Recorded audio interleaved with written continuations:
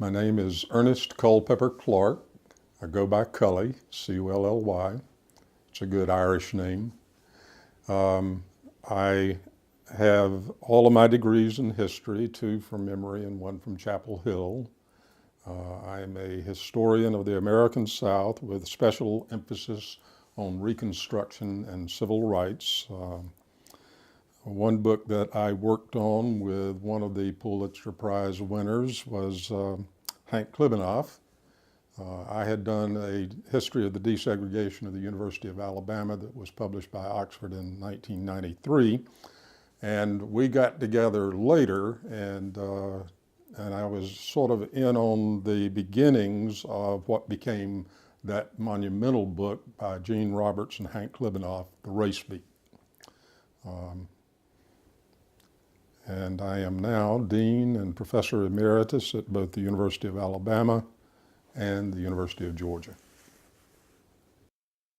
Well, Henry Woodfin Grady became a part owner and managing editor of the Atlanta Constitution in 1880.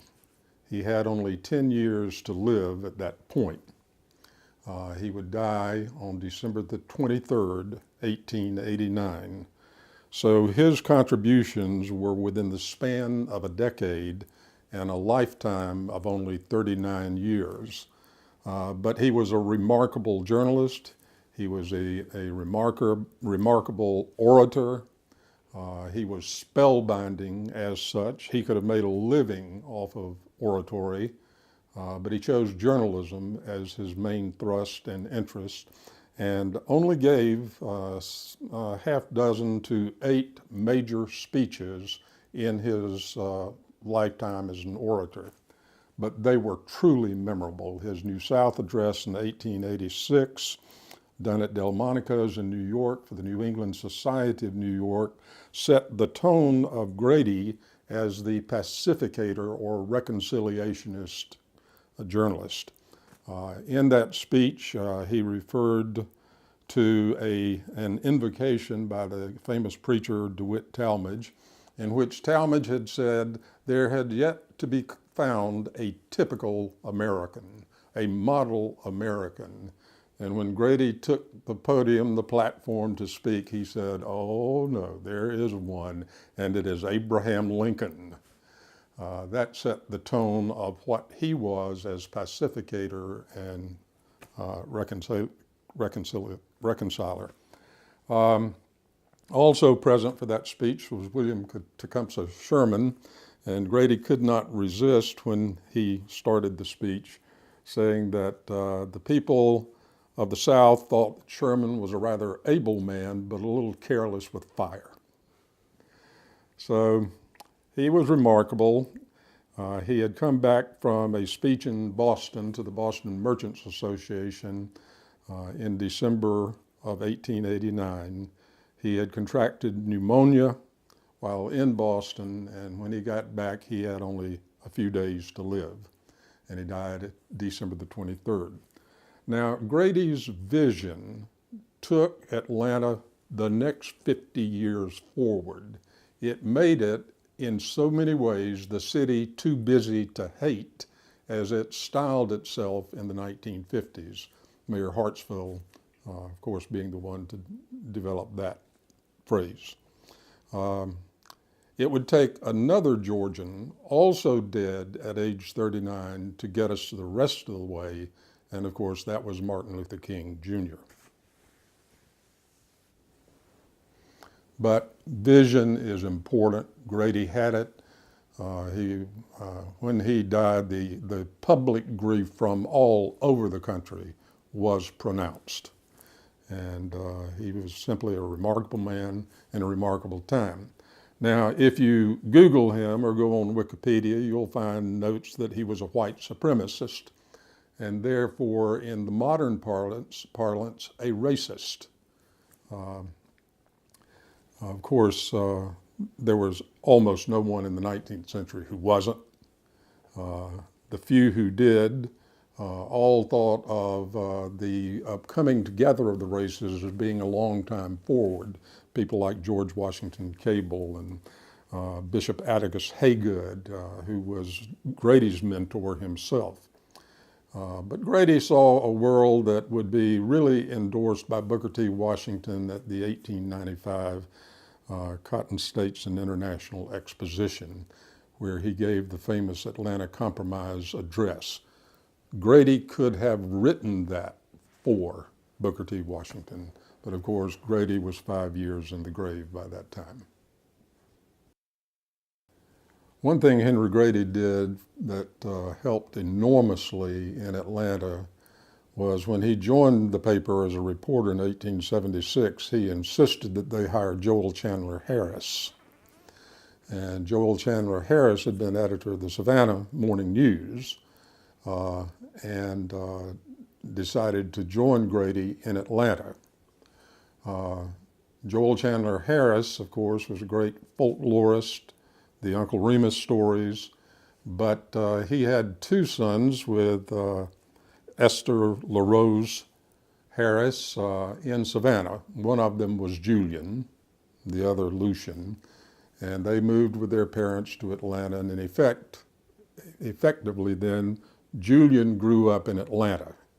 He went to the Gordon Military Academy, which is now the Woodward Academy in Atlanta. So there's a continuous thread of that school in the history of Atlanta.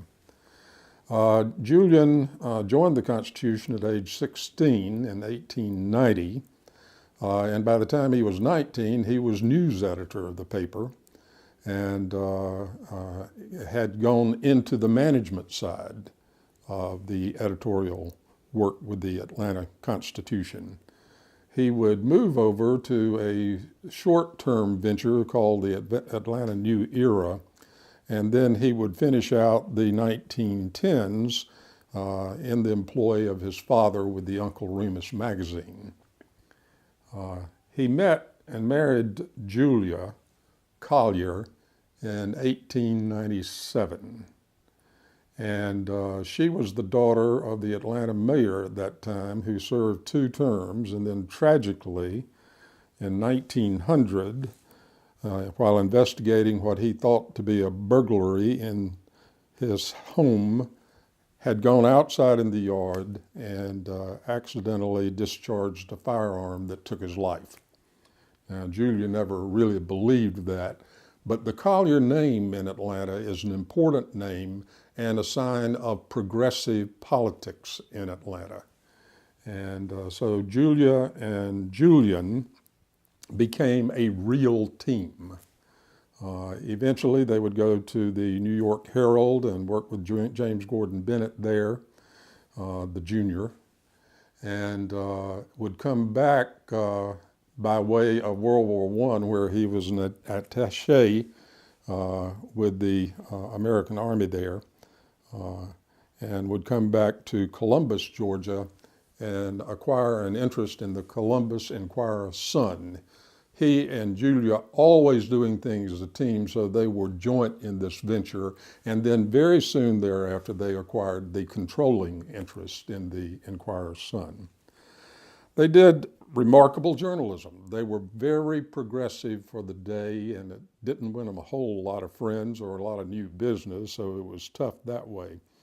But in 1925, they formed an alliance with another great Georgia journalist, Mildred Rutherford Woolley Seidel. Mildred Seidel was a pioneer in women in Georgia journalism. She had gone to the Lucy Cobb Institute and then studied 4 years at the Sorbonne in Paris. And when she returned, she went to work for the Charleston, West Virginia newspaper and became soon its Atlanta correspondent, which put her back in the company of Atlantans.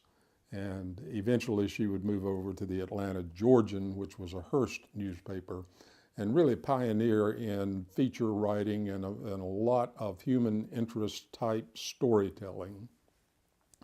But she, along with Julia and Julian, decided to go to the Scopes trial in 1925.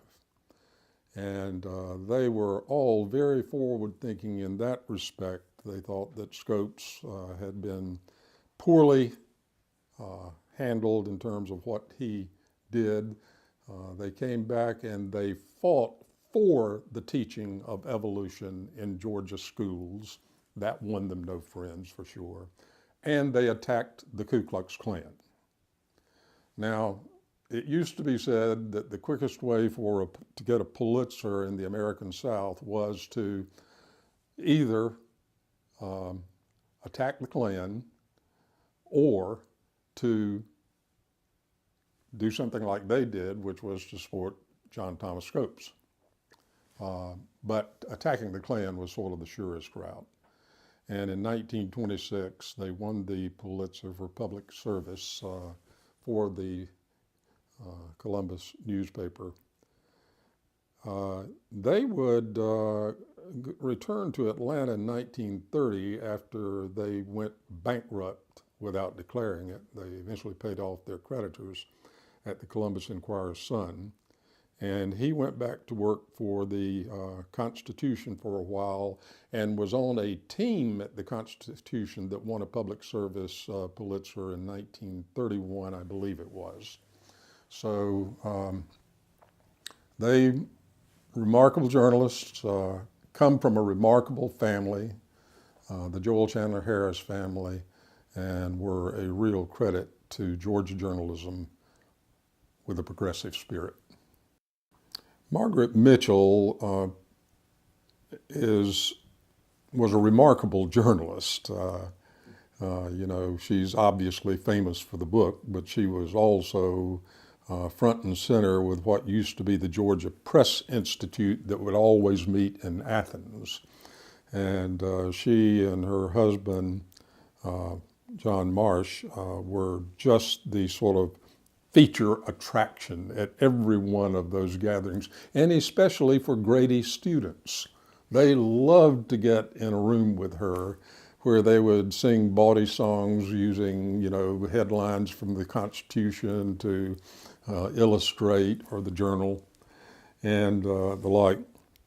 The other thing that's interesting about her and Gone with the Wind is that when it premiered in Atlanta, there was, of course, a lot of hoopla around it, and all sorts of choirs performed and all that. In one of those youth choirs, an African American was singing at age 10, Martin Luther King Jr. I always think that's an interesting little footnote to Gone with the Wind. Well, she was a very complex woman. She certainly wrote in the spirit of where we were with Southern history by that time. It had been totally rewritten by that time to, of course, whitewash the American South and to make a legend of the days of the planters. That said, she was much more complex than that, much more nuanced than that image of her. And she, for example, took some of the earnings, and they were considerable for Gone with the Wind, and developed scholarships for African American doctors.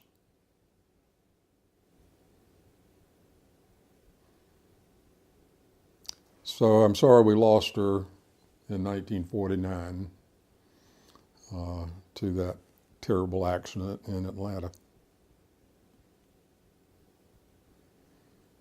She was also what Carl Sandburg would say, a wild gal in her time. She's a very interesting character. Well, the thumbnail on Ralph McGill is that he was born, grew up in the Chattanooga area of Tennessee, went to Vanderbilt, and was there when the agrarians held sway on the Vanderbilt faculty. Obviously, he was under their influence, but it did not deter him from taking the progressive direction that he would when he came to Atlanta and joined the Constitution. In 1938, he took a Rosenwald Fellowship to Austria, you can imagine being over there right after the Anschluss, and came back, I think, a new person, and assumed editorial page direction of the Constitution at that time. He had been a sports reporter, but he did general columns as well. But Ralph McGill needs to be understood in context of the world I grew up in. I grew up in South Georgia in a county named for Henry W. Grady, and we took the Constitution. We didn't take the Journal, which covered Dixie like the Dew. And in the Constitution, you could always count on Ralph McGill's column being in that upper left hand with his photograph there. In my part of the world, he was known as Rastus McGill, which shows the general opinion of him throughout the state of Georgia was that he had gone too far. In fact, he was fairly conservative for a progressive. And I don't think he made the full turn to integration until Brown versus Board of Education. And thereafter, of course, he was the most visible champion in the American South and spoke to the nation with the voice of progressivism. So it comes as no surprise that he would receive the Pulitzer for commentary. I think the galvanizing moment came with the bombing of the temple when everybody's heart sank, and it reconnected them to the horrors of the Leo Frank case in 1915. And here anti-Semitism, racism was rearing its ugly head once again. And I think that really sort of took Atlanta's business leadership, took McGill, took others onto a more promising route for desegregation and ultimately integration. Jack Nelson was an Alabama boy, made his way through Mississippi and on to the Atlanta Constitution by, I think, 1952, where he became a remarkably accomplished reporter and led as a reporter. What he won the Pulitzer for was his coverage of the mental hospital in the state and the health services or want thereof in the Milledgeville Hospital. Ironically, my wife found a postcard that I had sent my grandmother in 1957, a week before she died at the state hospital in Milledgeville. So it was a story that he was writing about and uncovering all sorts of real problems in terms of patient care there, but especially in the black wards. What I could observe when I visited my grandmother in her ward, it was immaculate, it was clean, but it was row after row of patients who really had gone beyond competence and comprehension. That said, it was sort of the only way people knew to take care of people who suffered deep dementia in that day. But his coverage of that, Jack Nelson's coverage of that, did a great service to the state of Georgia in terms of reforming that institution. And he deserves great credit. Of course, he went on from there to the Los Angeles Times as their Washington correspondent, and just a great career, great human being. I did not attend his services, but I did watch Gene Talmadge deliver just one of the most powerful eulogies for Jack Nelson. Gene Patterson graduated from the Grady College the year I was born, 1943, and he became a hero of mine. He would win his Pulitzer in support of Julian Bond, who had been denied a seat in the Georgia legislature because of his stand against the war. And his arguments for the seating of Julian Bond were extraordinarily compelling and forceful. This despite the fact that Gene Patterson supported the war in Vietnam. And I talked to Gene one time about that, and I asked him if he thought he had gotten too close to Lyndon Johnson. And he said he didn't think it was that. He said it was more a generational thing. He said that his views on the war were shaped by having been a Silver Star recipient in Patton's tank corps and by observing the Korean War closely as a journalist. And he said, therefore, I brought a certain filter that caused me to see Vietnam in much the same way that he had seen Korea. And he said that, in fact, that Ralph McGill took his lead on that because Ralph deferred to Gene Patterson's experience as a soldier and a journalist. And so Gene told of the day that he went to see Pap, as he called Ralph McGill, and said, you know, because of the stand we're taking, we're going to lose the youth.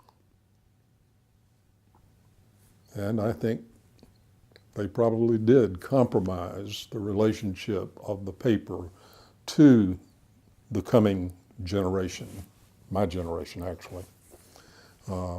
But truth is, no, I don't think they really lost that much market. But I think it was an honest conversation that they were having about the effect that they were having on the rising generation, many of whom had joined the anti-war movement.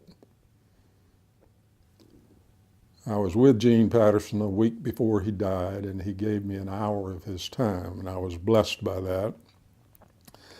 I attended his memorial service. Barbara Matusak, who's Jack Nelson's wife, was there. And then we went to memorial services at Arlington, my wife and I, and walked behind the caisson that was carrying this hero to his grave.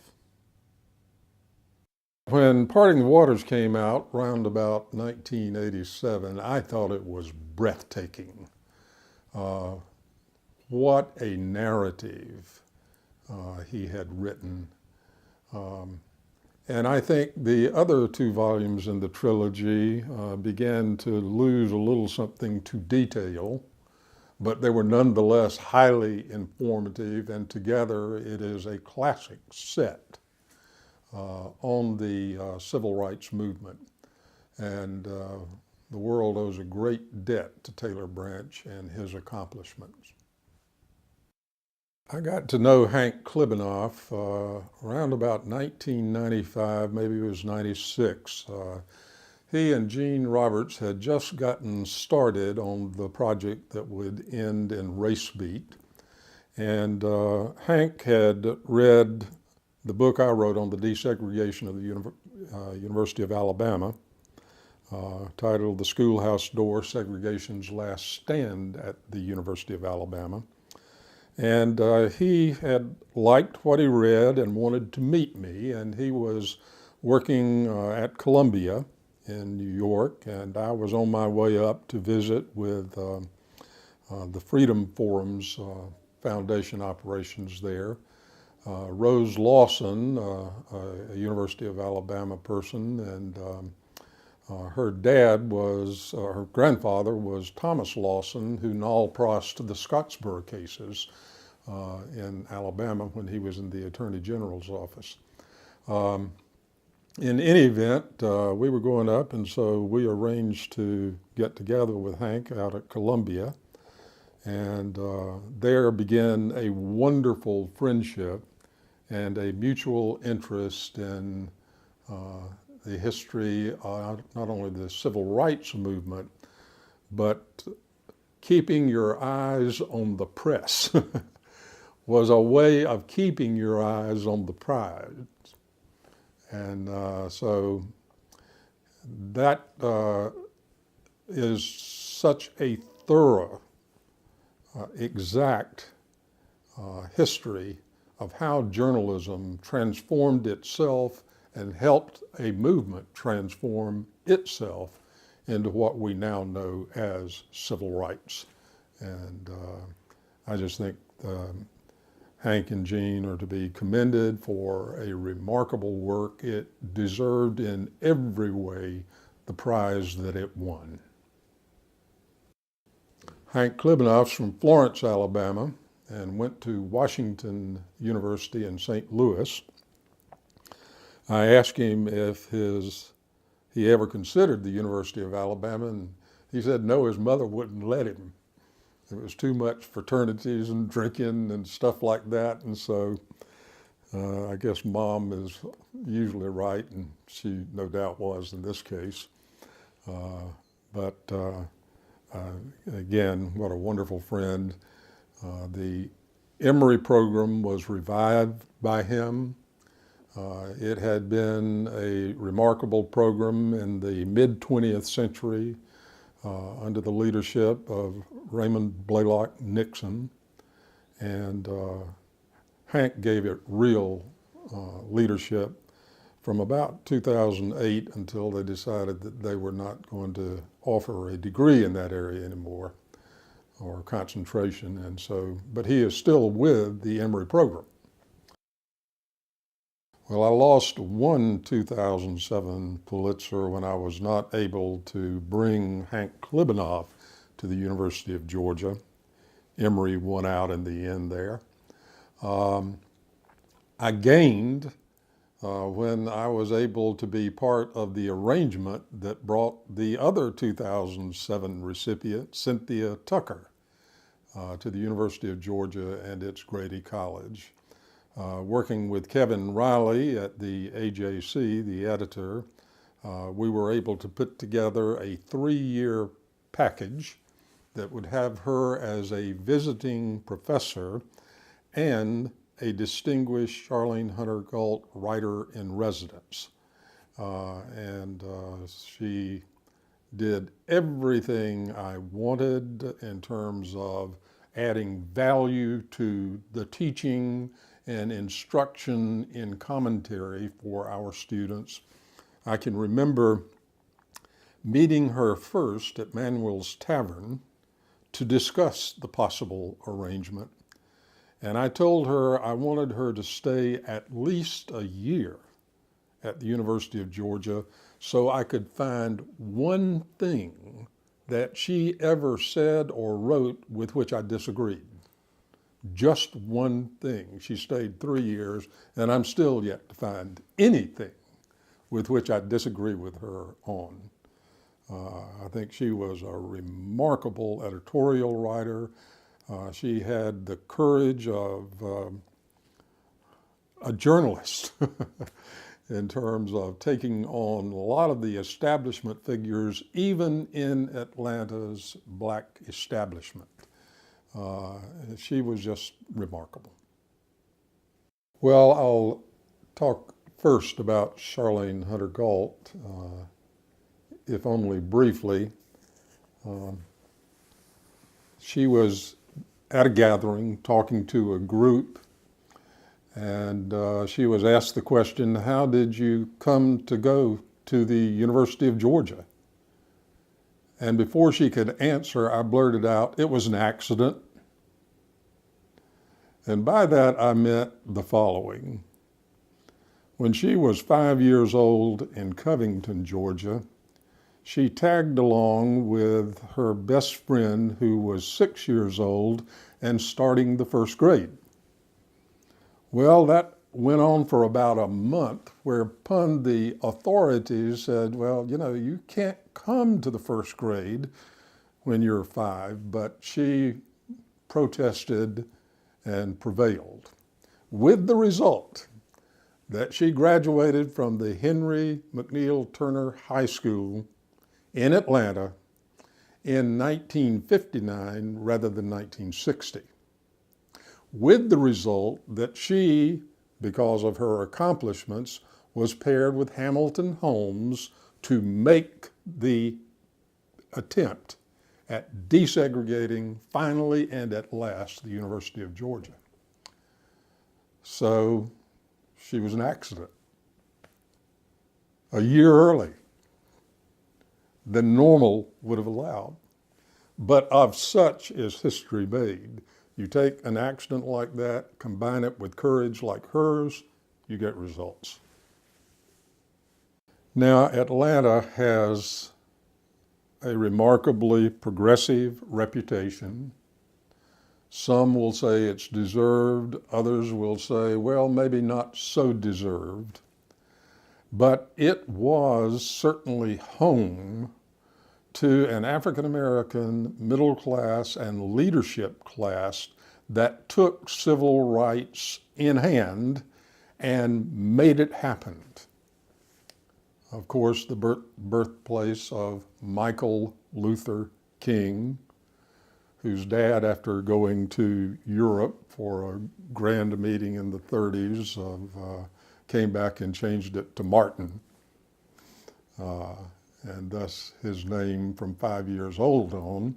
But folks still, friends still, to his last days would call him Mike. Little known fact. But Atlanta can claim that in that way it became cradle to the successful movement and provided the leadership for it. In terms of Atlanta's white business community, Mayor Hartsville is obviously always given great credit for the slogan that Atlanta was a city too busy to hate.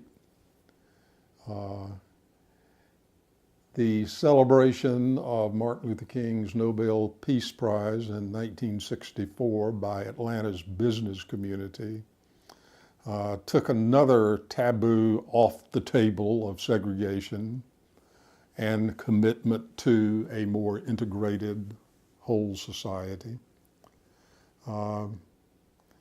So Atlanta has a reputation of leadership, but it is earned more by its African American community and its business community, not by a blend of white sentiment with general African American sentiment in the city. And thus we became the city of white flight. Segregation by another name. And we continue to pay that price, although I think in so many ways, if you look at the neighborhood that I live in, it is thoroughly integrated, international in flavor. Well, I came to Emory in 1961, and you'd get on a bus and sit down next to a Negro, as they were known, and it would be a self-conscious act. None of that anymore. And so we've come a long way. And Atlanta has played a leadership role and should be proud of it. Now, I will add that Lillian Smith would not say that. She was very critical of Ralph McGill, very critical of Gene Patterson, very critical of Atlanta's failure to get all done. She pointed out, for example, in 1962, maybe it was 63, that Atlanta had 180 African-American students now placed in formerly all-white schools, whereas Nashville could boast 2,000. So she made an unflattering, unfavorable contribution that way, but And I don't even know that the facts would bear that out, but it is certainly asserted in Killers of the Dream.